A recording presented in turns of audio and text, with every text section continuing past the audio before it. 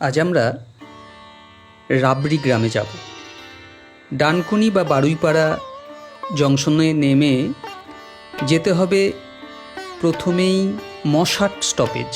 মশাট থেকে আইয়া পাঁচমাথা স্টপ, সেখান থেকে গাংপুর অর্থাৎ রাবড়ি গ্রাম। শোনা যায় বর্ধমানের কাছে যে গাংপুর আছে সেখান থেকে এরা দুধের বালতি করে এসেছিল একদিন, তাই এদের সকলেরই বালতি টাইটেল হয়েছে এবং এই জায়গাটার নামও গাংপুর।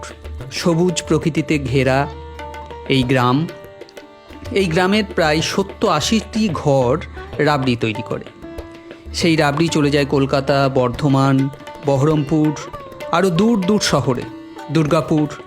সবচেয়ে বড় কথা, এই রাবড়ি যারা তৈরি করে সারা দিন একদম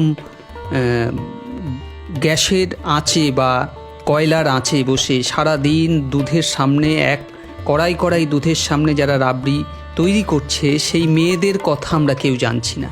কলকাতা শহরের বড় মিষ্টান্ন ভাণ্ডারে যখন আমাদের রাবড়ি প্লেটে আসে, যখন আমরা এসি রুমে বসে শৌখিন রাবড়ি খাই, তখন কিন্তু আমরা কেউই জানি না, খোঁজ রাখি না তাদের কথা, যারা গমগমে আঁচের সামনে ঘন্টার পর ঘন্টা সারাটা দিন ধরে ধীর আঁচে দুধ ফুটিয়ে এই রাবড়ি তৈরি করছে আমাদের জন্য।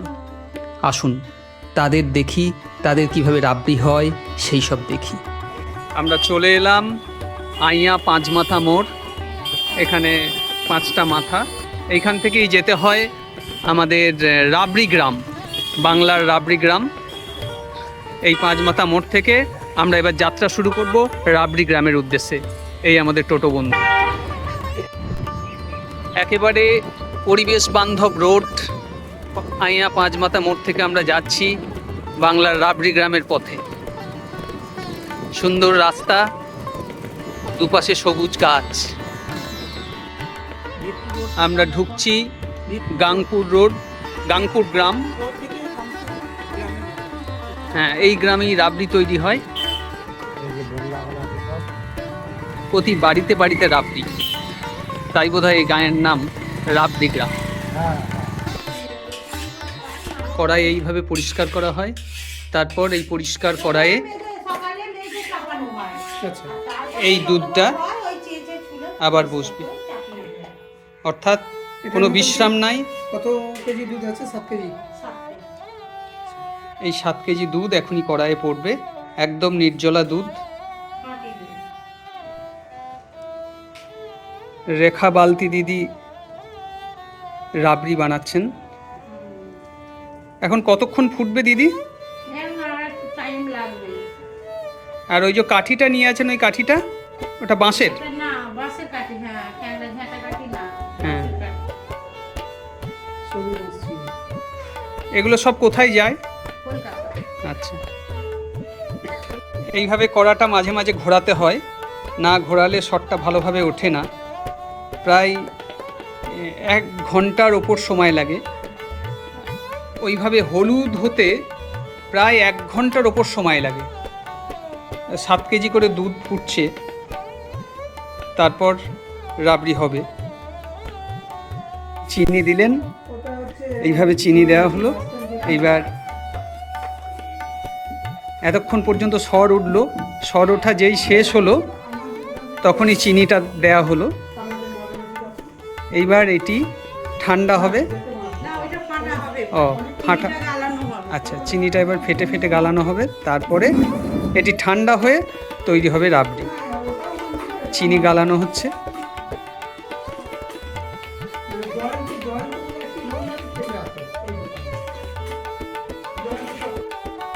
এবার সর কাটা হচ্ছে।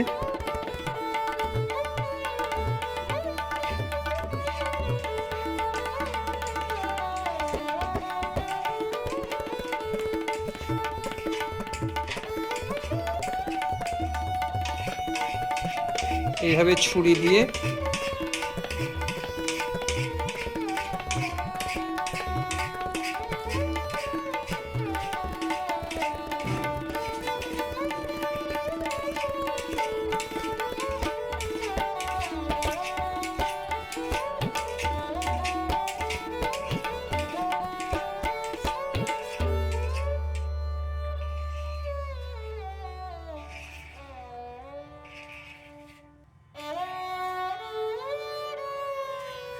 এই সর একদম কড়াই ছেড়ে দিচ্ছে।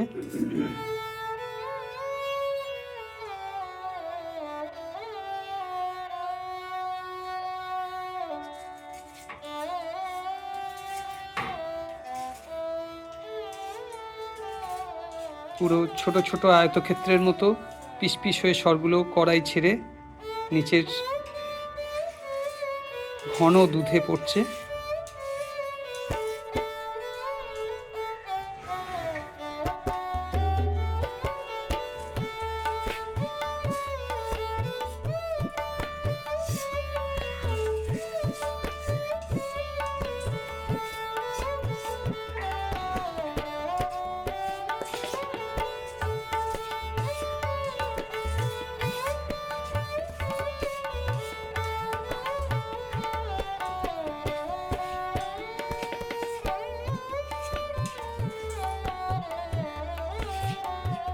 এটা প্রায় 1.5 ঘন্টা পর হলো নাকি দিদি? আচ্ছা, মানে প্রায় 2 ঘন্টা। প্রায় 2 ঘন্টা পরে রাবড়ি তৈরি হলো। এবার এই রাবড়িটা বোধহয় ডেকচিতে তুলে রাখা হবে নাকি? এবার এই রাবড়ি ডেকচিতে তুলে ঠান্ডা করা হবে।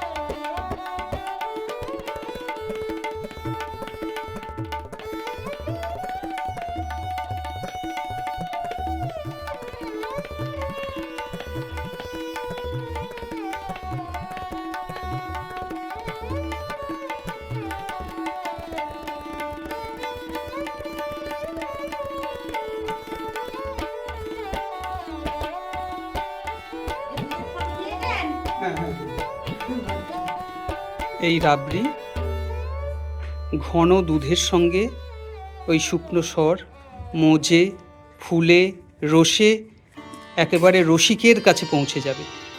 মমতা দেবী দুধে চিনি ঘাটছেন। এখানে কিন্তু কয়লার আঁচে রাবড়ি তৈরি হচ্ছে। এটা একদম এখানকার প্রাচীন পন্থা।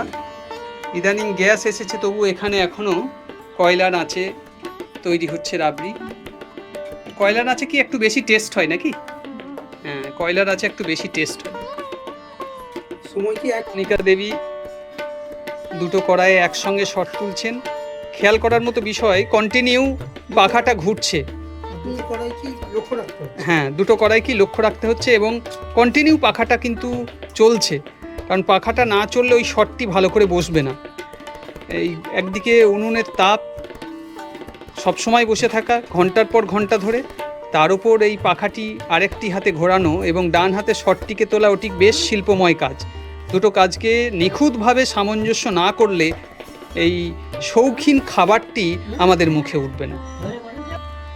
দেখলেন রাবড়ি তৈরি, কিভাবে রাবড়ি শহরের হাটে যায়, কিভাবে রাবড়ি সকলের মুখের কাছে যায়।